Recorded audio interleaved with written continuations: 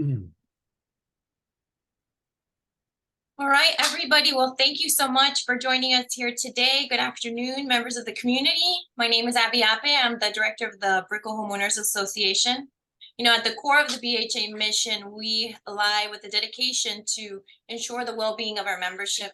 We have over 40 condo associations in the Brickell community, and we partner with commercial members like the ones presenting here today to learn more about how we can best equip and serve our community. So today's webinar serves with the purpose in order to dive more into the topic of BDA radios and their vital role in enhancing the quality of life within our communities, as well as the safety that is very, very critical and important to today's topic. We have a panel of experts here today who are going to share their knowledge and insight, as well as experiences when it comes to BDA radios and their implementation.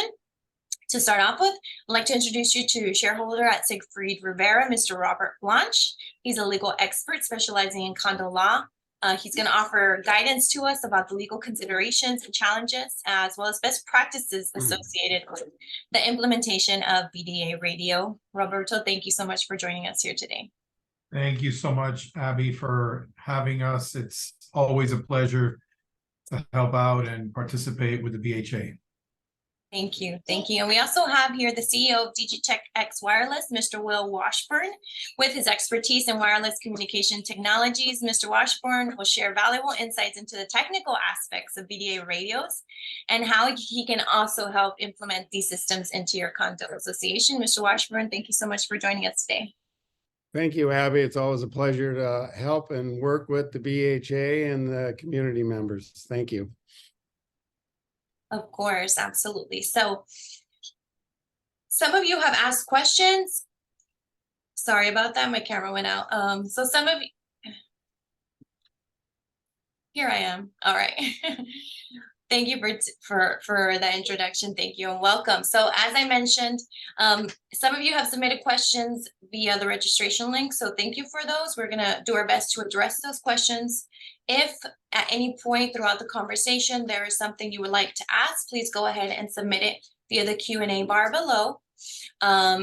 And we're here to help lead the discussion. I also take the feedback from you as to what you have to say and what questions you have. So to kick us off, Mr. Blanch, could you share some light onto the legal considerations and requirements that are now happening with the BDA radio and systems? Sure, Abby. Well, you know, we've done this presentation, Will and myself, previously for members of the BHA, and you know, it was a presentation that I believe presented numerous insightful questions and comments from various participants, and even after the presentation, we had fielded a number of questions and comments, and so I guess back by popular demand, here we are today, doing, I guess, an encore performance of the presentation.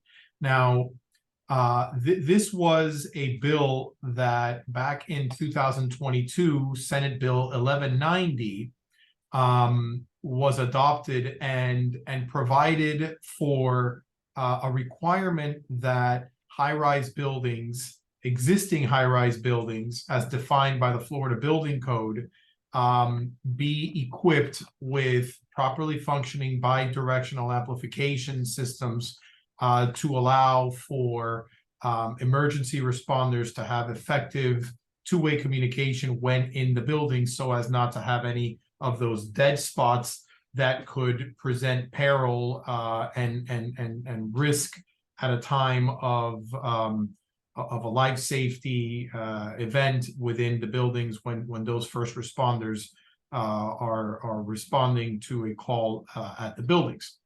That law, which was enacted by the 2022 state of Florida legislature, established a requirement that the associations that are deemed to need an upgrade or an installation of a system to provide for proper two-way communication have their system installed by January 1st of 2025, and that if you need to get the system, that you at least apply for your permits for the installation of whatever work needs to be done to get that system installed by January 1st of 2024.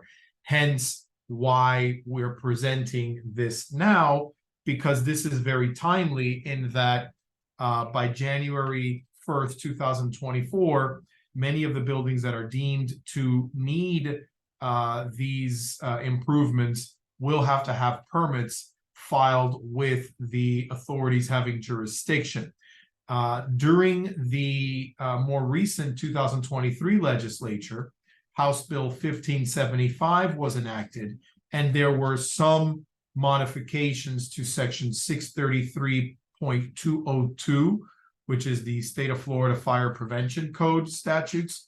And while there were some additional modifications to the sections pertaining to BDAs, the time frame or the deadlines by which these buildings, existing buildings, would need to apply for permits and have their systems installed has not been or have not been changed. Those deadlines remain in place as January 1st, 2024 to apply for your to obtain your permits, rather to apply for your permits, and January 1st, 2025 to have the system installed. So those are critical deadlines, and many buildings, frankly, that we represent have been provided the news thus far that they do need to have some type or another of an improvement made to their system to provide for this effective two-way communication.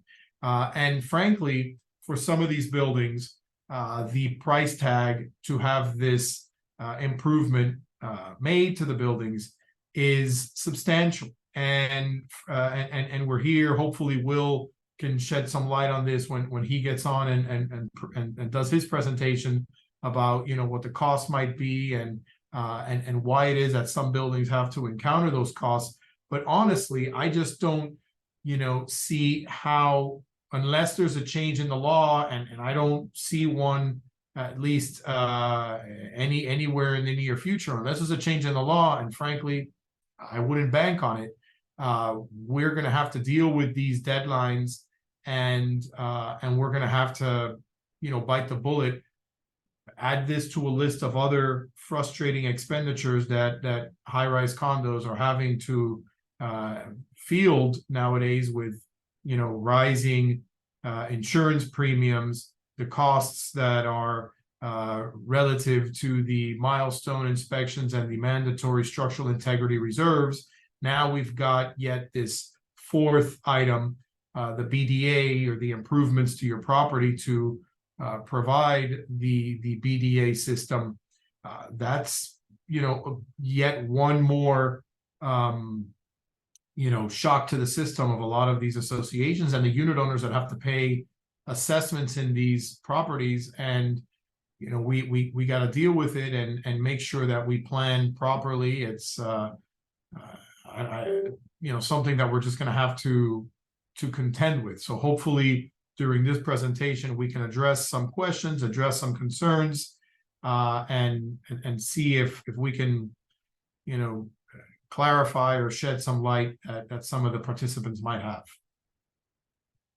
Yeah, and one of the big reasons that this is coming up is because a lot of times first responders are not able to communicate outside of the building due to the concrete and the different things that get interfere with the signal getting out. So this is a safety precaution, something that is very important that we do have installed. And so I know one of the questions is, how do we know if we need a system? And I believe, Will, that's something that you're going to address in your presentation. Correct. Yeah. Correct. Okay. Yeah. Okay, well, let's Will, if you don't mind, we'll dive into your presentation, and then we'll stop as needed if Roberto needs to answer any of the questions coming in. Great, thanks, Abby, and thanks, Robert. That was a very succinct review of the code and what has to transpire. And as you all well know out there in the audience, time is ticking. Yeah, we're in the last quarter of 24, and then we have next year. I'm sorry, 23, and then we have next year, 24, to get all these systems built. And there's a lot of systems that need to be built, and we'll address on the whole process, from cradle to grave. We'll talk about what a BDA system is. We'll talk about why it's needed in the property. We'll talk about the integration process, the commissioning process, and all the other anterior things that we have to deal with as managers and board members of these properties to get them in compliance. So without further ado, let me bring up a presentation I have on my screen. And just so you understand, we are a very succinct company dealing in two kinds of services. We provide cellular DAS to the enterprise, and we also provide ERRCS. And I want to talk about that term for a minute. The real term, and it's used nationwide, is Emergency Responder Radio Communications System. Yes, it's a BDA, but a BDA, a bidirectional amplifier, is just one component of this system that we have to put in. It's funny that the only place in the state of the union is Florida that refers to it as a BDA. So you'll hear it, you'll hear several acronyms, and we'll talk about those later. But the base system is an emergency responder radio communication system. And while I'm talking about it, what it is, it's a form of DAS, a distributed antenna system. And what a distributed antenna system is it receives a signal from either a donor antenna or a feed into the building, and it distributes that signal out through distribution antennas throughout the building. And so this is formally known as DAS. DAS can be cellular. DAS could also be land mobile radio assist for municipalities that need to rebroadcast their radios within the property. You also see it referred to as a public safety system. But the real acronym here is ERRCS, and get used to it because that's the national code requirement. That's what they call it. And as I said, the bidirectional amplifier, or BDA acronym, just refers to one component of the system. So let's talk about the BDA system. What it basically does is it receives a signal from a macro site, which would be a municipality's site, and it feeds down into what's called a bidirectional amplifier. This bidirectional amplifier takes the signal that's received from the macro site and it boosts it or amplifies it, and then it distributes it through all the antennas in the building. Now, these antennas have these little things called couplers and tappers in there that determine how much power each antenna gets so that they can balance the power. So in a global situation, this is how it looks. We have firefighters that have entered the building for an emergency.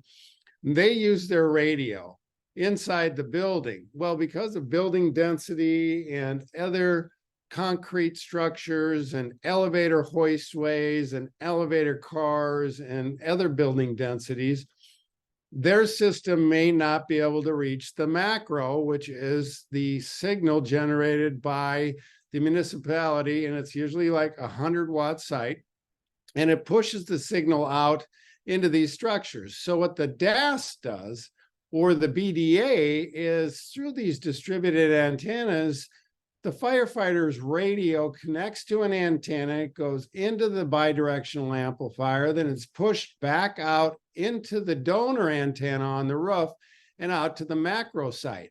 And then maybe there's a fire truck on the street, and that signal will then be presented to the firefighter who's on the ground, and so forth. So all communications go back through this macro tower.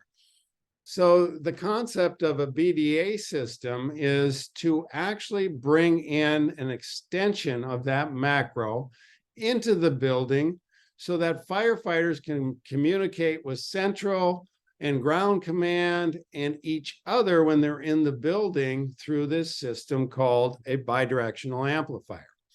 Now, it's really important to understand that when we engineer these systems, we have to do it differently than when we do a cellular system. A cellular system, we want so much coverage that it blooms around the building. So when you go outside and you're on your handset, you're still receiving signal outside the building.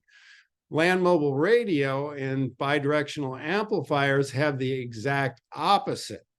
We have to keep that signal inside the building because if our donor antenna, for instance here, here's a distribution antenna or the signal leaks outside the building, we could put the whole city system into oscillation, which means it would render it useless and nobody could use it. So, you know, the process of isolation is a very succinct, and it starts with the design and it continues on through the commissioning of these products because we have to make sure that our signal is not leaking outside the building.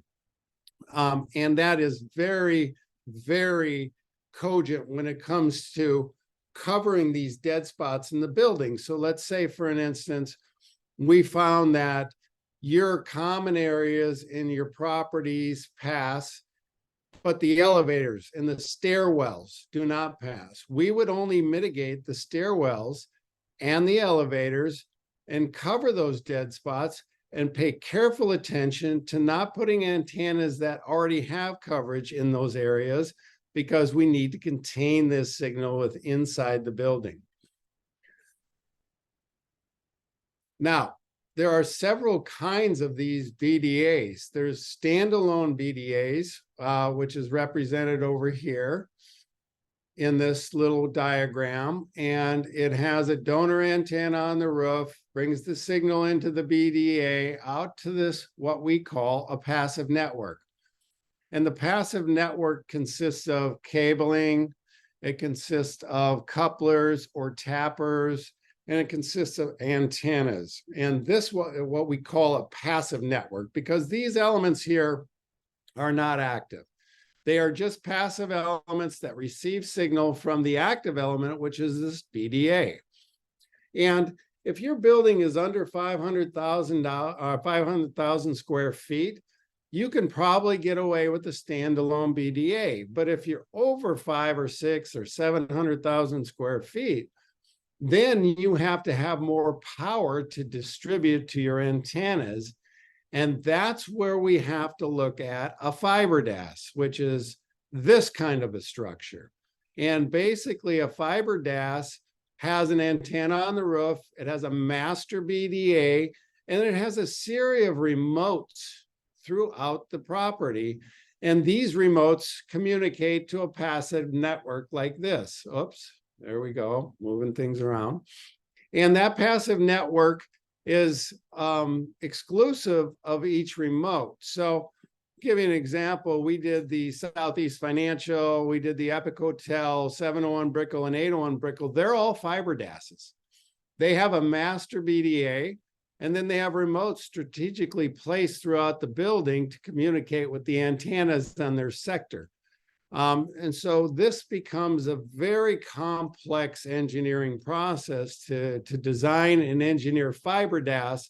And there's not a lot of folks that know how to do the fiber component. So this is very important to understand that your build gets much more complex if you're over 500,000-600,000 square feet.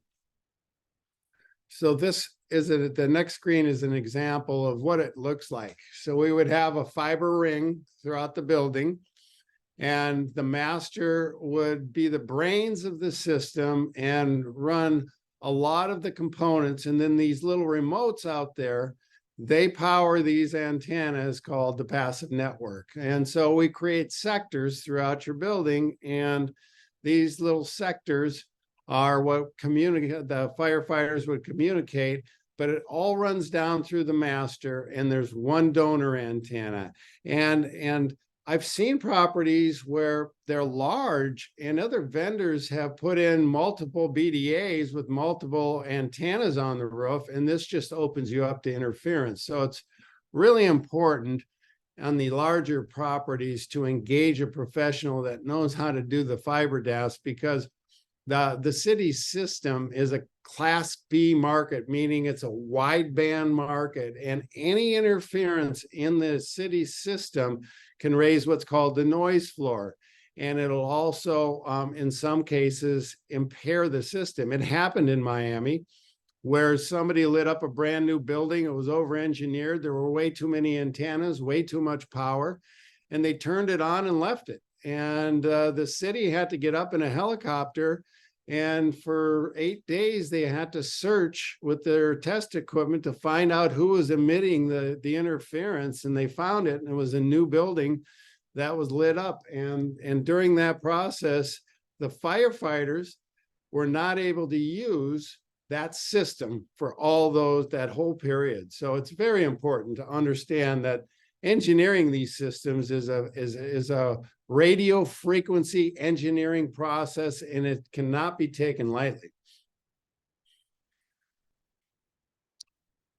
Now, there's a lot of laws governing these systems. It starts with the National Fire Protection Agency, Rule 72 and 1221.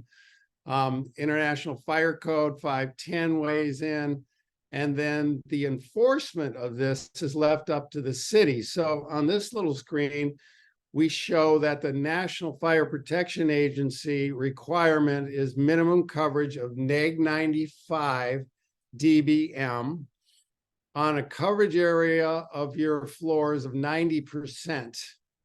Okay, so that means your common areas have to have 90% coverage with a signal that's neg 95 dB or better. The other areas that need to be covered in your buildings are critical areas. And these critical areas are your elevators, your stairwells, your fire command center, your pump room, anywhere where an emergency responder is going to be when they enter your building. And NFPA says, hey, you have to have 99% of the critical areas covered. And then they have what's called the digital audio quality. Well, that's nothing more than a radio shop technician on site testing their radios and judging what they deem the signal being on a scale from 1 to 5, 3.0 or better. Okay.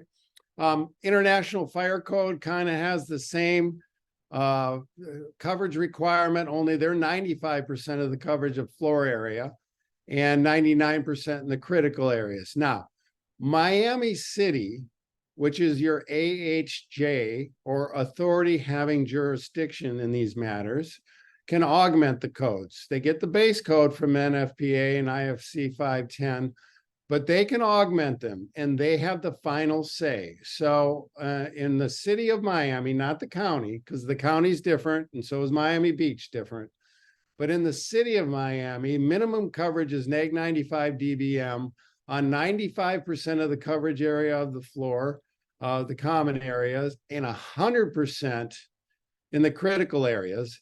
And they require a digital audio quality of better than 3.4. So those are the standards we have to build and test. So, you know, when we talk about why does my building not have coverage if you've got multiple 100-watt sites throughout the various different areas of the city of Miami, why do I have to cover my property? And in some of the areas, why doesn't it not have coverage? Well, radio frequency dynamics, they basically emit from the macro tower and fall to the ground and get weaker over distance. And in between your building and maybe the macro site, there are obstructions. There are obstructions that could be buildings. There are obstructions that could be path loss for length of distance travel. And so a signal strength may start out at plus 33 dBm and reduce to maybe neg 70 or 80 by the time they get to the outside of your building. Then we have to deal with construction densities, things that impact cellular and RF signals from land mobile radio are concrete structures, steel, which is a very high impact, low-E glass, which you may not know this, but your high impact low-E glass has a thin film of aluminum in it and it blocks RF coverage. So if you've got low-E, if you're LEED certified building and you got low-E glass, you are actually impairing that signal more than 24 inches of concrete. So that's a big impact. And then you have wood framing and sheetrock. Those are low to medium densities, but all these densities help block the signal.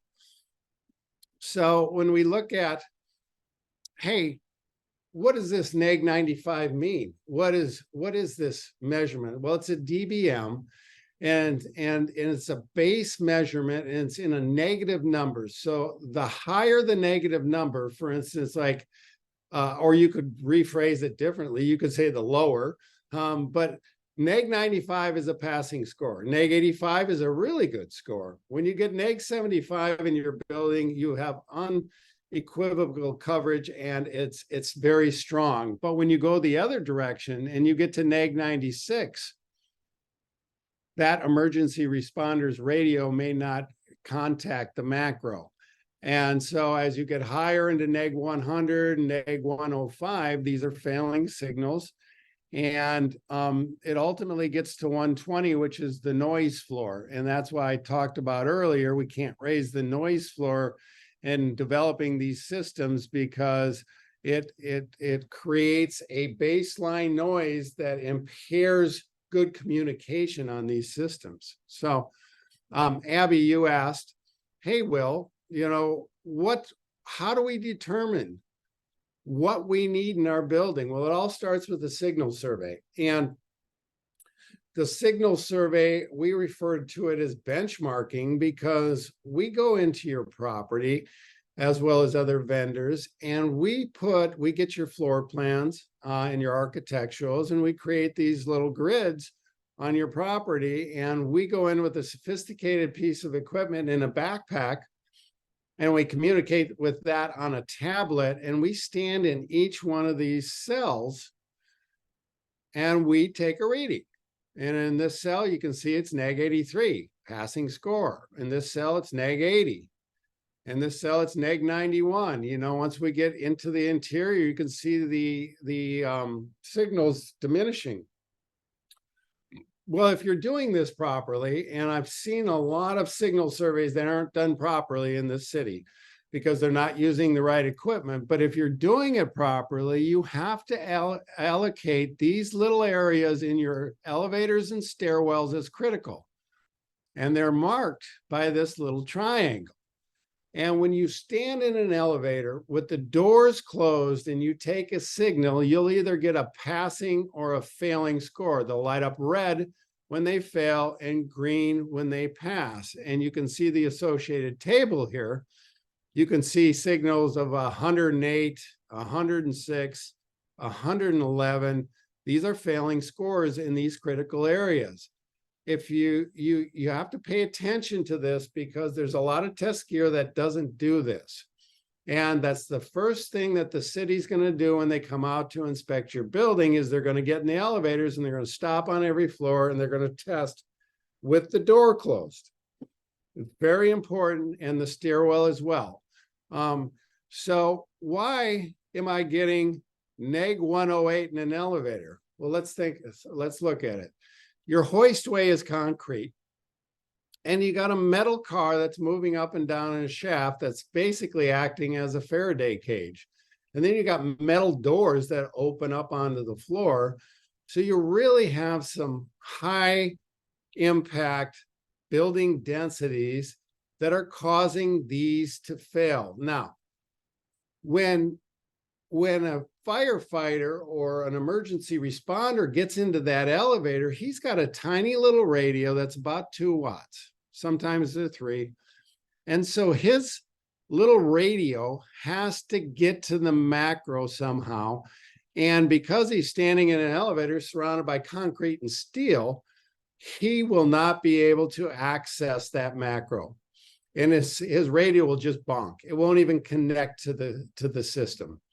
So that's why when we remediate these buildings, we actually go into the elevator hoistway and we put an antenna infrastructure inside the hoistway to get the coverage that they need, because their little radio has to hit an antenna before it can get down into the bi-directional amplifier and pushed out to the macro site amplified. So antenna density is really important in these stairwells and these other critical areas like elevators, okay?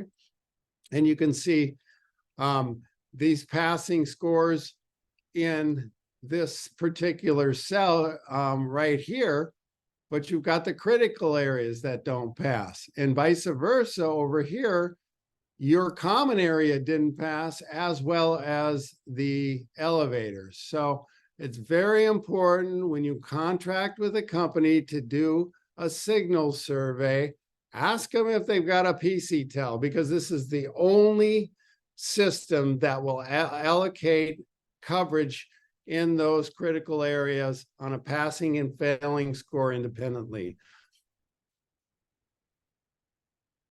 And just to move things along, because we've got limited time here, just so you know what it looks like, this is a BDA. In this particular, this happens to be out in the county, and there's multiple systems required to mitigate. In Miami-Dade County, you have to put 2 BDAs in. This is a BDA, that's a BDA. This is a battery backup. So every single remote master BDA has to have its own survivability. And that's why there's a battery backup associated with it. And you can see all these other little couplers and disconnects and grounding and so forth. So that's what it looks like in your fire command center. This is the antenna on the roof. It's called a Yagi. And that is where the signal comes in and goes out from the BDA. And this is a garage antenna, which is a standard cone. Now, for antennas inside your property, they make some really nifty low profile antennas that look like an 8-inch round disc that are about a ½ an inch thick, and they look like a speaker or some other kind of fire life safety device. So just so you kind of get a realization, this is the kind of space I need in your fire command center to put a standalone BDA system in. Fiber DAS requires quite a bit more. Okay. Let's talk about who's qualified to put these systems in. It's a specialty business, but you have to have an EC13 license in the state of Florida. So you have to be an electrical contractor with a subspecialty as for DAS. And this is kind of hard to find. There's a lot of electrical contractors in the state of Florida. There's a ton in the city of Miami. There's about 4 or 5 that really know how to do DAS or BDA systems. So not only do you have to have electrical license, you also need to be FCC GROW licensed to do the RF engineering. And that's an important one. Your lead installer must maintain an FCC GROW license. All installation techs must be OEM certified in the product that they're installing. And this is an important one because a lot of you folks are 50 and 55 story or twin tower solutions. You need a company that has the capability to design and engineer fiber DAS in addition to standalone.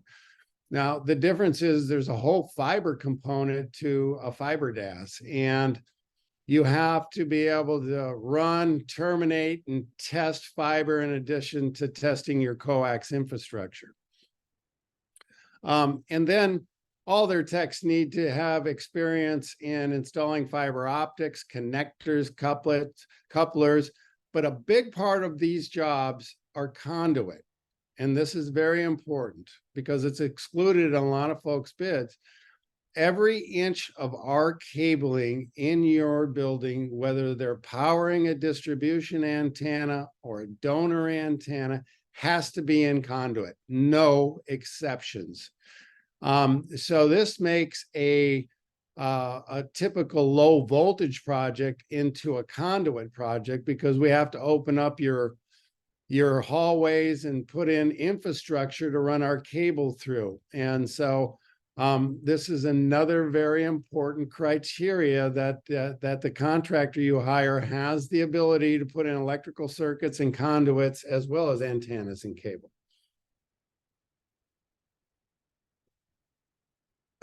So what are the phases of this plan? You know, it's kind of interesting, and I've got a little screen, a little slide that I'm going to share with you as to the timeline. But we got to start with benchmarking. We have to benchmark and test your building to see where you need coverage if you need it at all. I have, I think in the between the city of Miami, the county of Miami, and Miami Beach, which we've done probably 20 integrations already, we have gotten one passed, just one. And so the answer to your question is, do I need it? It's probably going to be yes, especially in the Brickell corridor, because it's so dense and there's so many competing buildings around for skyline and for shadows of your property that we have to start with a benchmarking process and determine where you need coverage in your building. Then we go to design and engineering and the permit and plan check. And then we get to integration and commissioning. We have to get all the equipment, shipping and logistics of the equipment, do the integration, commission your system and get it online. And then we have to go through the inspection and certification process. So how long does that take? Well, I created this little median timeline from inception to completion. Benchmarking and post-processing takes roughly 30 days. Design and engineering takes roughly 30 days. And then we have to, you know, once we get through that process, we have to submit it to the radio shop. They approve it. Then we have to submit it to electrical and fire. Now, once we get into electrical and fire plan check, it can be anywhere from 30 days to 6 months. Our first integrations that we did, and we were the first to do them back in 19 for retrofits for existing properties, not new builds, but retrofits. It was taking 6 months to get through plan check. And a lot of it was fire. It wasn't electrical. A lot of it was fire. And the submissions to fire, we'd have multiple corrections back and forth and back and forth. We've got a template that we use now that we've collected every single correction the city of Miami threw at us, and we incorporate it into our baseline template now. So I'm being optimistic when I say 60 days, but we just got one approved in the Brickell corridor in less than 45 days. It was 41 days exactly. So I hope that either our acumen and our ability to submit templates that have already contemplated changes and corrections, and maybe the city's a little, their flow is a little more responsive and their times are a little more responsive. I'm being kind of conservative when I say 60 days, but let's call it 60 for now. And then the integration, once we get into your building, well, it depends on how complex your structure is, but I say it'll take 90 days from the date we turn our first wrench on your property. Remember, I've got to do coring, scanning and coring. I got to put my conduit infrastructure in. I got to get in your elevators with the assistance of your elevator service company and ride on top of the car to put our infrastructure in the hoistway. And that includes conduit, J-boxes, cable, antennas, weatherproofing, and all this good stuff. So if you're a large property, 90, you get to a 120. I mean, I've got some massive projects that we're doing in the city right now that are going to take us 120 days, but they're 3.8 million square feet. So on the average building, let's call it 90 days. And then we get to the commissioning and certification and the post-grid test and the radio shop approvals and the fire and electrical approvals and the inspections and the alarm inspections and so forth. We're talking about a total build time from the minute we walk onto your property for benchmarking of 240 days. So when we look at the timeline of how much time we have to get these built, deadline January 1, 2025, you got to respect this timeline because it is a process. Yeah. And well, I know some of the board members who have done these inspections have had some pushback as to like, oh, well, I don't need it in the elevators because if there's a fire, we're not going to ride the elevators. Can you share some insight as to why that argument is not appropriate, or even some of your expertise, Robert, as to why that shouldn't be the case? Yeah, it's code, and Miami is the actual first jurisdiction that allows anything in the hoistway. But it's mandatory for us to put these antennas in the hoistway. We still have to call in Juan Calderine or Felix Navarro to come get our variance, but they may not be in the elevator or the stairwell, but these are classified as critical areas, just like the fire command center is and the fire pump room. And the code is that we have to have 99% coverage in those elevators and in those stairwells. And the only way to really do that effectively is get in those hoistways, Abby. Yeah, no, that's right. That's something that we have been hearing of. And so thank you for clarifying that up. I know we're almost out of time. Do you have a few more slides that you would like to share? Yeah, I do, and I'll share this presentation. But I'm going to quickly go through some of the components of this real quickly. The plan check process. We have to develop fully developed plans and submit with an engineering stamp. Then we have to get it into the permit and plan check. We talked about the timeline there. And then the integration phase and the inspection process.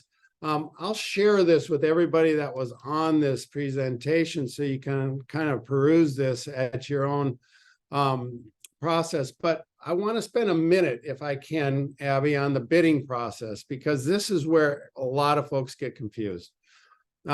First of all, they don't know who to hire to come in and give them a bid. They don't know what they're comparing it to. And so I created this little slide.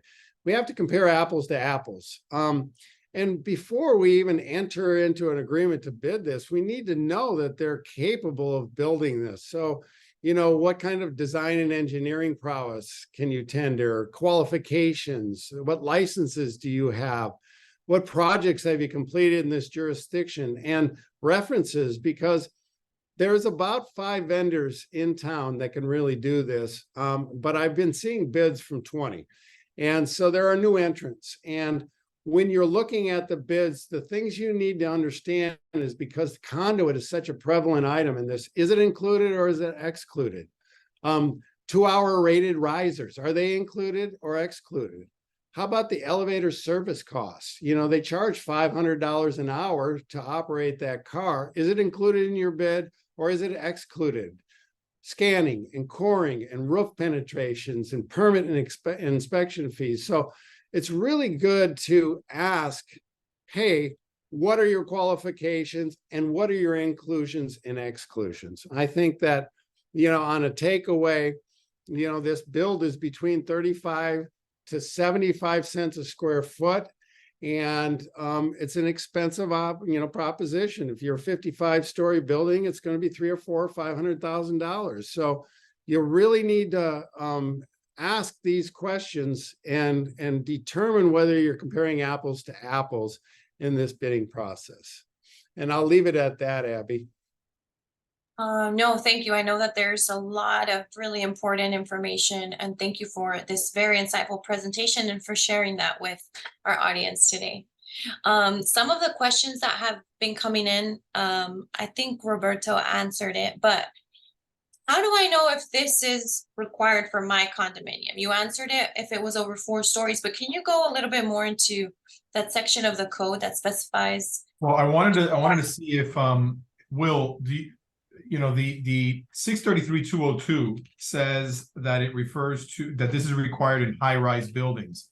I've seen some competing provisions, and I wanted to get your take on this because there are some provisions, for example, in section 718-1085 that has nothing to do with this particular law, but it did, and it is in the Condo Act, not the Fire Prevention Code. It does, in 718-1085, a high-rise building is defined as one that is greater than 75 feet. But there's also in section 633-202, it talks about buildings that are exempt from the requirements of that section. And one of the exemptions is I'll list the 4 exemptions that are listed in the statute. It says, number 1, a 1 and 2 family dwelling and townhouse. So most condos don't, qualify under that provision. The other type of building that is exempt is a building that has less than 12,000 total gross square feet with no underground area. Then I'm going to skip to 4. It says if it is a wood frame apartment building, not required to install two-way radio communication enhancement system. So that's another building that's exempt if you're a wood frame building. And then under the 3rd section, or in this case, the 4th example of what type of building would be exempted from this requirement, it says apartments and transient public lodging establishments that are less than 3 stories high and that have direct access from the apartment or guest area to an exterior means of egress. So is it safe to assume, and I hate to assume, but is it safe to assume that if you are not listed specifically as one of the exemptions, then you are obligated to comply? Now here it says, it's just a question, because then earlier in section 633-202, it does talk about a 75-foot height requirement. It says, however, two-way radio communication enhancement systems or equivalent systems are not required in apartment buildings 75 feet or less in height that are constructed using wood framing, provided that the building has less than 150. So in your experience, what you've been seeing, is it only required for buildings that are 75 feet or higher? Yeah, and that's a great question. So our experience in this jurisdiction in the city of Miami is, originally when 633-202 came out, it was 10 stories or higher or 75 feet. But the city of Miami is enforcing 1-story buildings. The Publix are in 2-story buildings. The Publix on the corner on like 1717 Bayshore, they've made them put a BDA system in it. They're doing light industrial, but the national code is 3 stories or below without subterranean and parking are exempt. And then they came along with 1575 that said that, hey, the wood frame construction with outdoor ingress egress, that's exempt. But pretty much anything with a concrete podium and a high rise, they're enforcing in this jurisdiction. Yeah, and it should, you do make a good point in that the statutes do contemplate that the authorities having jurisdiction could impose more stringent standards than what the state statutes and the state code provide. So I'm happy you did touch upon that. Correct. Hearing that, because Publix is 2 stories, and if you're saying that Miami is starting to enforce 2-story buildings, so definitely even going back to the question here, what about a clubhouse with 4 floors? So if we're seeing it being addressed at a Publix, which is 2 floors, I think it's probably safe to say that they will eventually enforce condos with 4 floors. Yeah, and I've seen a lot of like multi-tower properties that are built on top of a parking podium. It may not be subterranean, but it's on a parking podium. And anything that touches that podium or that has to be remediated. So if there is a clubhouse that's 2 stories, it's part of the property and it has to be remediated. Yeah.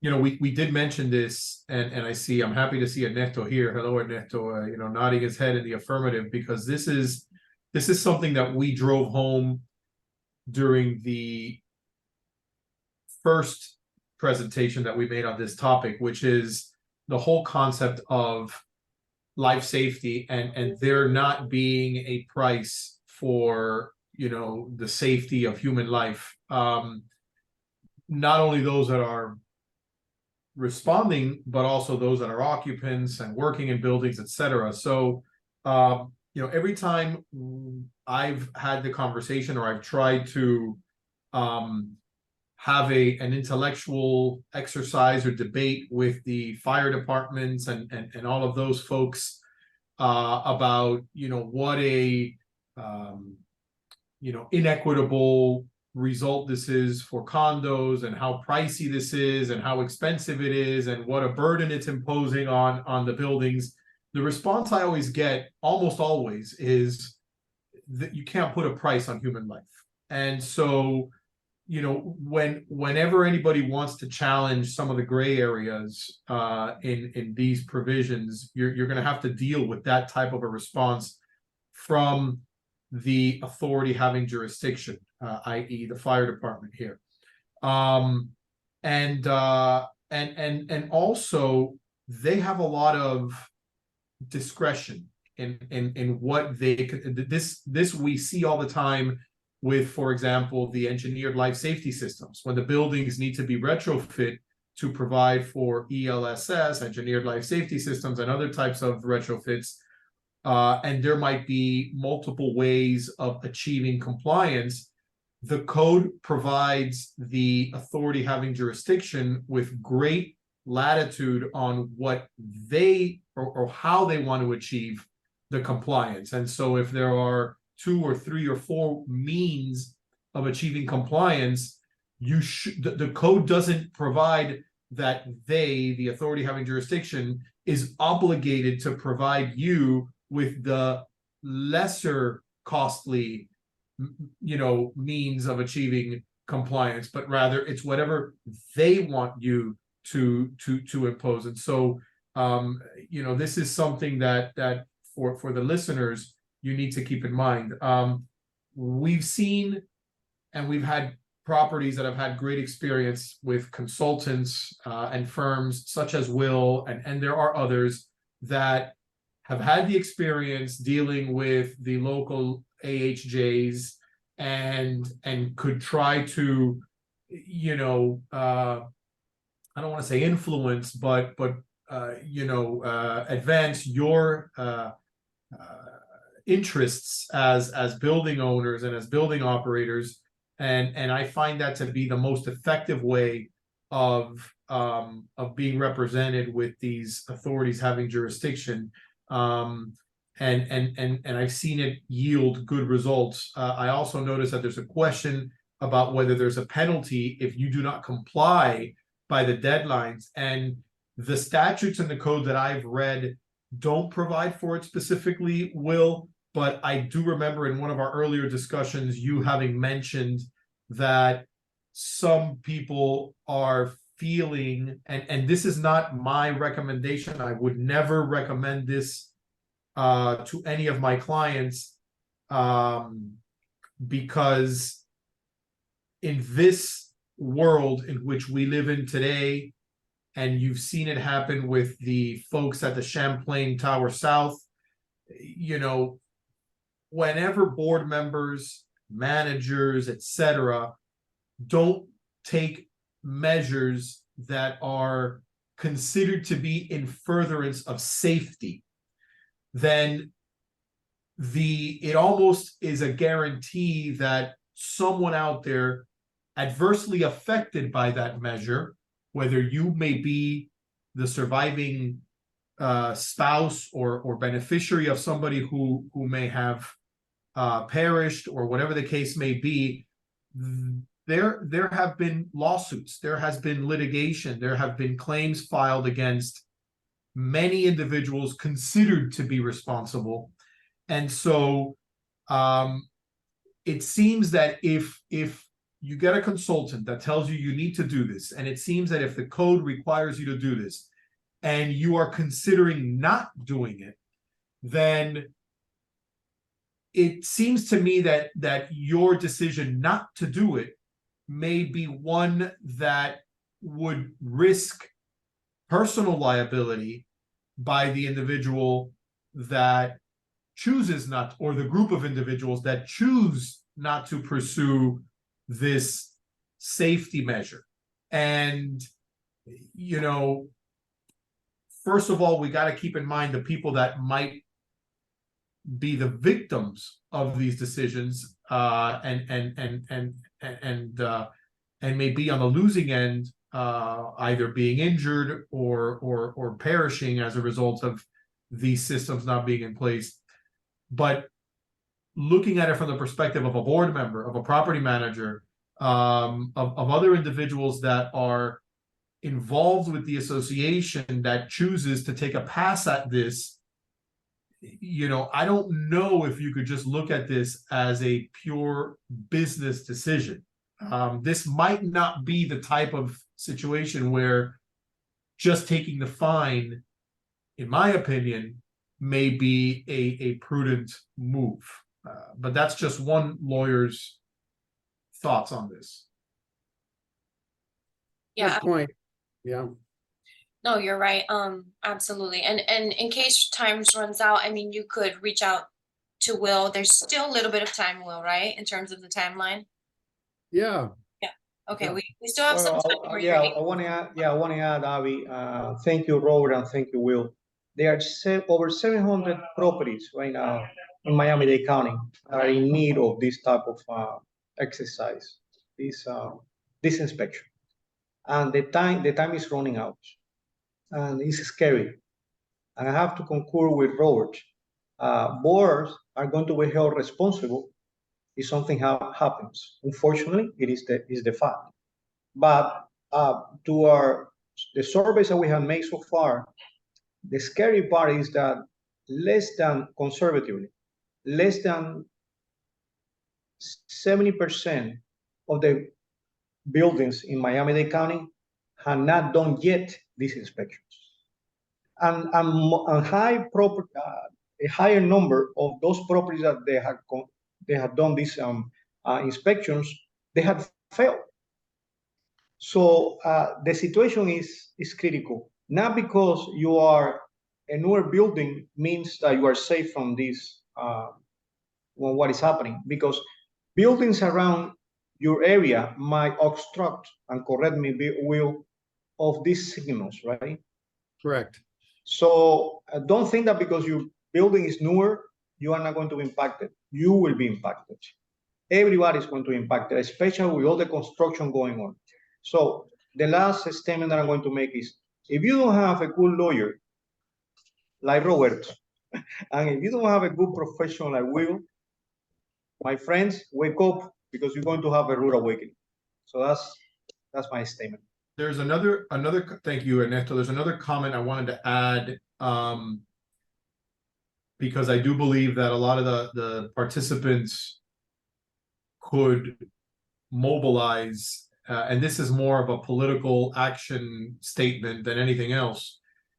There is, with regard to the county does have available for qualifying individuals of economic, there are economic criteria that some unit owners may qualify for a Miami-Dade County program that provides them, I believe it's up to a $50,000, and I think it's a 0 interest loan payable over 40 years. If don't quote me on any of this, but I believe it's there. It's all online, and it's a Miami-Dade County program.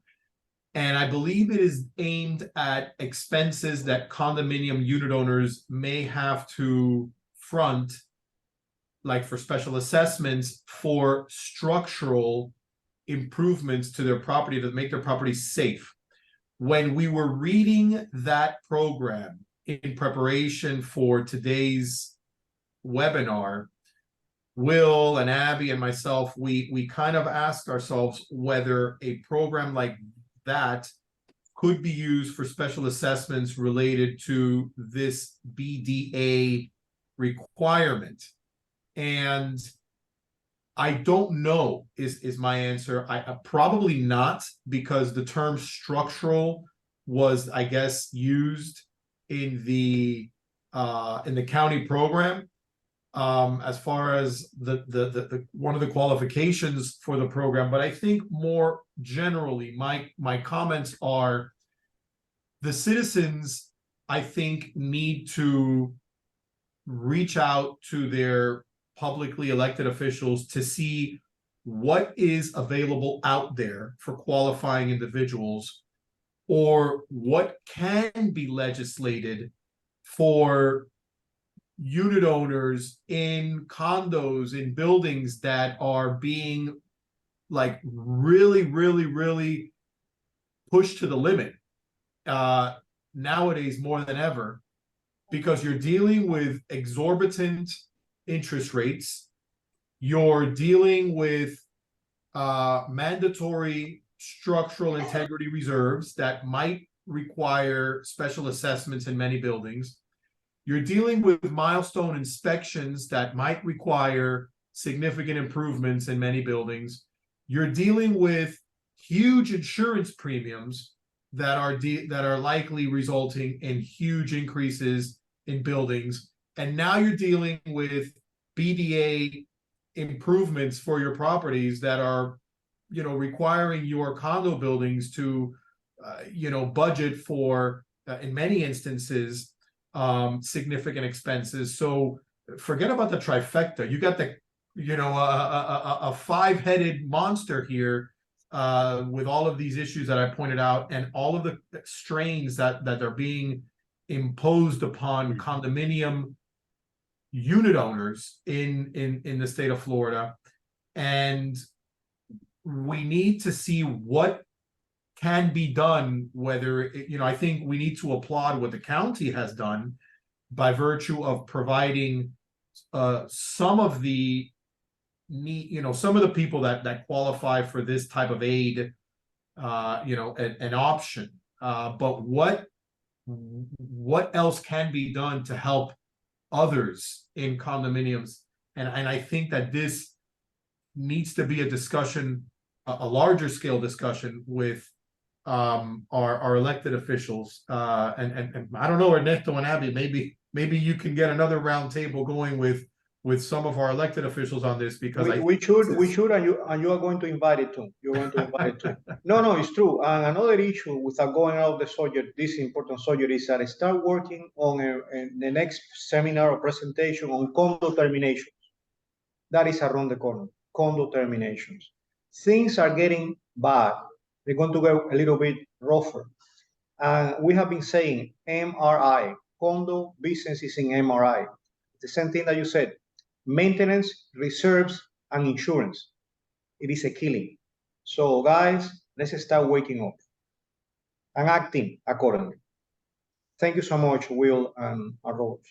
Thank you, guys. Thank you, Ernesto. Thank you, Abby, and thank you, Ernesto. Abby. Thank you all for this insightful presentation. Thank you to our attendees for joining us. We are going to do a follow-up blog on this, as well as if you look at the chat, you will find the panelist information below. For Siegfried, I have listed Stephanie, Robert. So thank you again for your time. This is a very important topic, and stay tuned for more content coming your way. We hope to see you around at the next event. Thank you all. Thank you, guys. Thank you all.